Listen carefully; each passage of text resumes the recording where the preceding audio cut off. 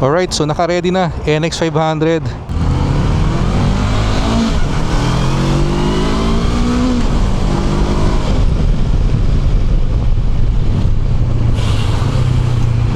Alright, so in terms of power, meron din talagang ibibigay ito, yung NX500. Guys, good news, test ride video tayo today. So sa mga mahilig sa adventure bikes dyan, make sure to watch this video. So we're on our way to Honda Parañaque kasi nabalitaan ko meron silang dalawang bagong test ride unit.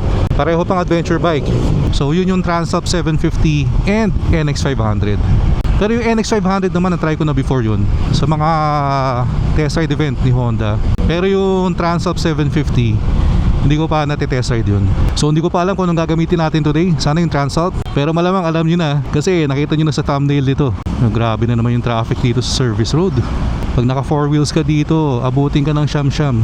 Alright, we are here, Honda Parañaque. So ito yung XADV and meron silang CB650R. Tingnan natin kung e-clutch. Mukhang e-clutch nga. Ito yung bago nilang demo unit NX500. Sir Aldrin! Good afternoon, sir. Asa yung bago? Ito. May to may Transalp? Yung Transalp nasa taas. Ito lang muna. Videoan ko muna yung Transalp. Sa naghahanap ng ADV 350, meron sila dito guys. Glossy red. Alright guys, ito yung bagong Transalp 750 2025 model. Ganda no? Wala palang demo unit to.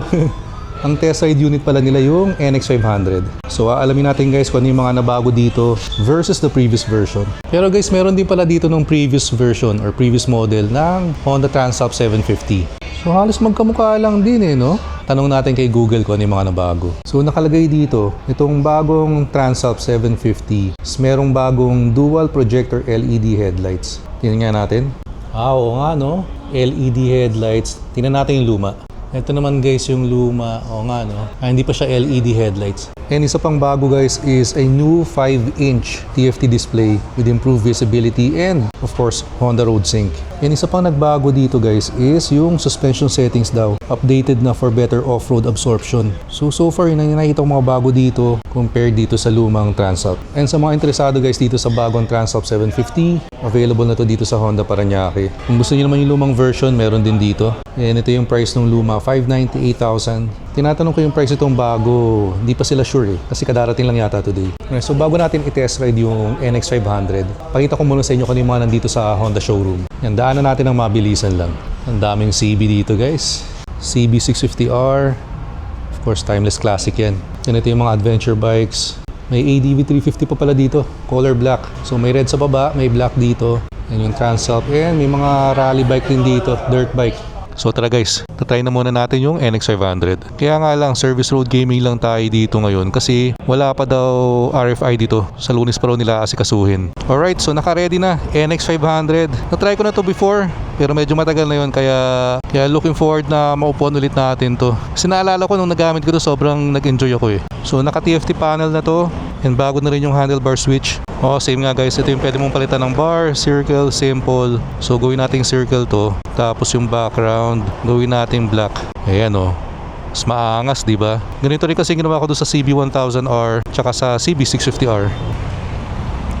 Alright, in terms of seat height, may konting tiptoe ako. I'm 5'8", pero kaya naman. So lalo na pag nag 1 foot down ka, kahit below 5'8", I think kaya pa rin to. And very light ang handling nito, napakagaan, kaya hindi siya mahirap dalhin. Alright, ikot lang natin dito sa service road. Alright,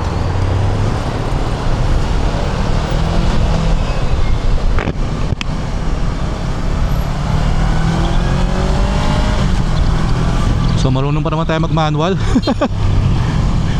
Ilang buwan na rin tayo hindi nakaka-ride ng manual kasi yun, pero naaalala ko itong NX500. Una yung mararamdaman yung comfort.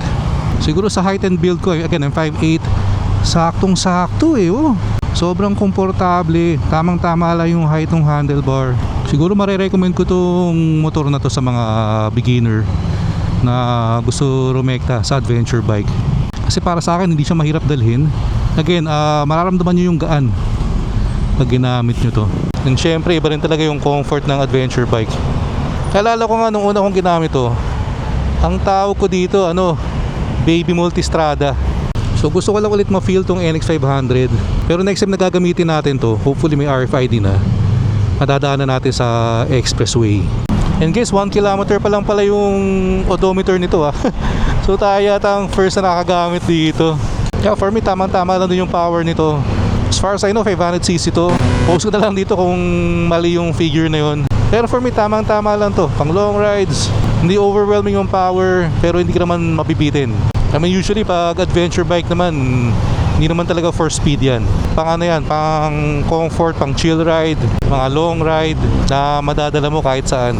Pasok natin dito para ma-feel natin yung ano, yung ahon.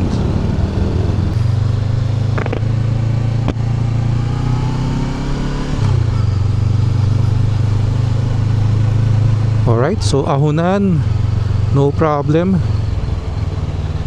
Easy. Hindi ko pala na-check kanina kung magkano yung SRP nito. Pero ipa-flash ko na lang dito sa screen. And okay din tong windshield niya. Kasi yung hangin, hindi ko masyadong ramdam sa dibdib ko. Sa braso lang. Pero service road gaming pa lang naman tayo ngayon.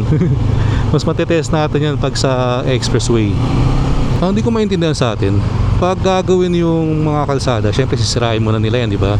Dapat pag inumpisa na nila, dire-diretso na yung gawa. Hindi yung sisirain nila, tas matagal na sira bago nila ayusin. Alala ko tuloy yung mga napanood ko sa Japan na videos. Pag may inaayos sa kalsada dun, same day, tapos yung trabaho. Ganun sila ka-efficient. Problema kasi dito sa ganito, pag matagal na sira, syempre nagko-cause pa ng traffic yan. Laking abala rin.